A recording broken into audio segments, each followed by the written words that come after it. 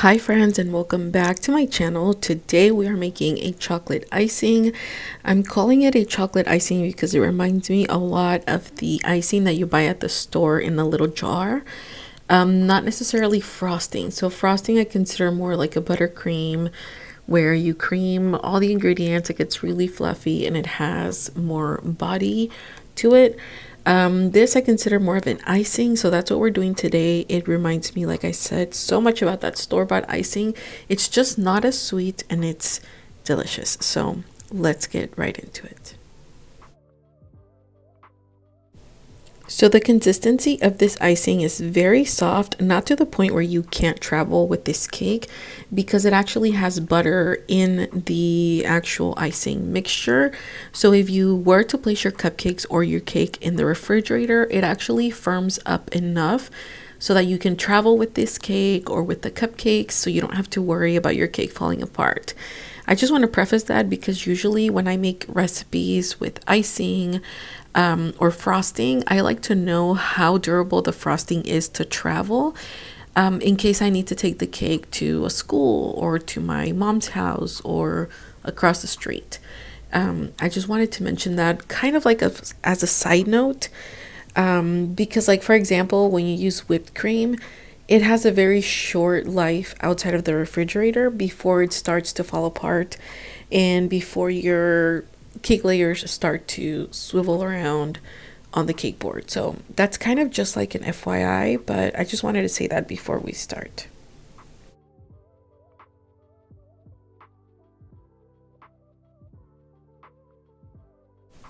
Okay, so in our pot, we're gonna go ahead and melt the butter, and we're also combining the cocoa. What we're doing here is basically I have 1/3 cups of butter, and I just went ahead and kind of chopped them into smaller pieces so that it's easier for it to melt. And I also have 2/3 cups of cocoa powder, and I'm going to melt this on medium to low speed, and it takes approximately 5 to 6 minutes until everything melts and dissolves. And once it does that, it's going to look like a thick oily chocolate syrup. Once you get to that consistency, you're going to turn off your the fire, and then you're going to set that aside until it cools. The next thing we're going to do is we're going to go ahead and mix all of the ingredients. So all the other ingredients that we did not put into our pot, we're going to start mixing here. So I have 2 2/3 cups of powdered sugar. As a note for this, a lot of people always ask me if I sift the powdered sugar. The answer is no. I never sift any of my ingredients simply because I just never have. I used to in the beginning. I felt like it took too long. Like that process itself just takes like an extra 10 minutes for me to do. So basically what I do is, instead of sifting the majority of the time, like when you're mixing dry ingredients, I whisk all the dry ingredients for a very like not long time, but like with a hand whisk or a fork, just to make sure everything incorporates and any of the clumps and lumps separate. So that's what I do instead of sifting. So the powdered sugar does not have to be sifted. To the bowl of the powdered sugar, I also added 1/3 cups of milk and 1 teaspoon of vanilla, and I'm just gonna kind of set it aside.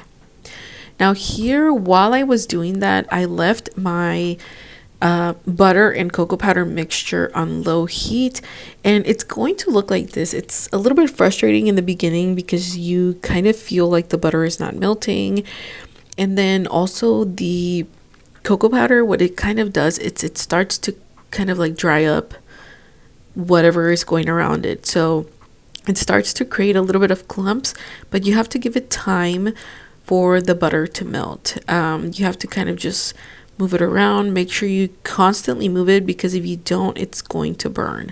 I am using here a silicone spatula, only for the purpose of being able to scrape out my mixture once it cools a little bit. And then you're just basically going to keep moving and moving and moving. It's kind of like one of those things where you don't leave a pot boiling, because the minute you look away, it boils over. So just make sure to keep an eye. This is what it looks like after 6 minutes. Like I said, it looks a little bit like chocolate syrup or ganache. It looks a little bit oily, and this is exactly the consistency we want. So you basically just want the butter to melt and the cocoa powder to integrate itself into the butter. Once you have this consistency, just go ahead and stir it up a little bit and set it aside. So basically what we want to do is we want to wait for this to cool approximately 10 to 15 minutes. The reason being is because if you go right into your other mixture that has milk, a lot of the time when you add cold to hot, it breaks. So we want all of our ingredients to be somewhat of a similar temperature. And that's basically the only reason. It only takes about 10 to 15 minutes. Usually what I do in that time is I start to just put all the dirty dishes in the dirty pile or start cleaning and making way for the next part of the project, which would be mixing and then decorating. As a note, also, you can mix this completely by hand and just use like a hand whisk. You can also use a hand mixer or a stand mixer. In this particular situation, I used a stand mixer. This is the consistency that you will get if you use a hand mixer, a stand mixer. And it's like a soft, pillowy icing. It's not like a buttercream. It's going to be more like an icing. And this is exactly what I meant when I said that it reminds me like the canned frosting or icing that you buy at the grocery store. It's delicious. It's not too overpowering as far as sweetness. So I feel like it goes very well with like the majority of the basic flavors of cake or cupcakes. Like, for example, this would go great with a strawberry cupcake. I've also used it on vanilla cake. I've used it on chocolate cake, and it does not overpower.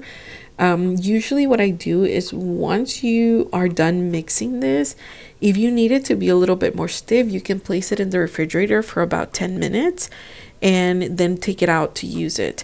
I use it right away, and the way that I apply this is I simply take a small 1/4 cup size like ice cream scoop or food scoop, and I scoop all of my cupcakes, and then with a spatula I simply just kind of like flatten out the tops. They're not perfect, but that's the whole goal. You want this to look a little bit more rustic, and it makes it look a little bit more elegant. And then I just sprinkle whatever sprinkles I have on hand, and it takes your cupcakes to a whole different level. I've also used it, like I said, on a cake that is not layered.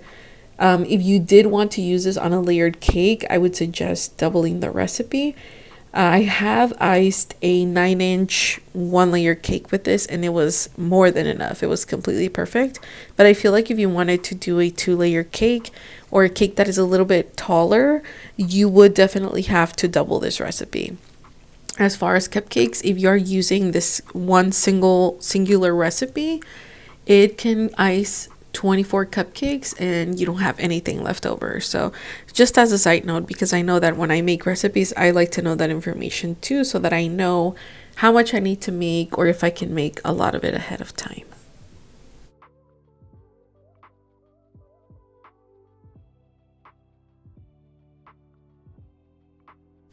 I do have a lot of videos using this particular icing on my Instagram, on my TikTok, on my lemonade, on my shorts here on YouTube. So be sure to visit all of my social media.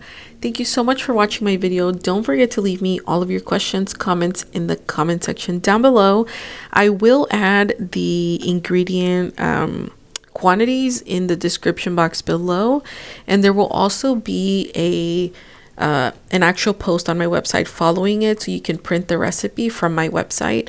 So I'll put all of that information down below. Thank you so much for watching. Don't forget to give this video a like so that you know where to find it later. If you are not yet subscribed, don't forget to subscribe to my channel, and I'll talk to you next time. Bye.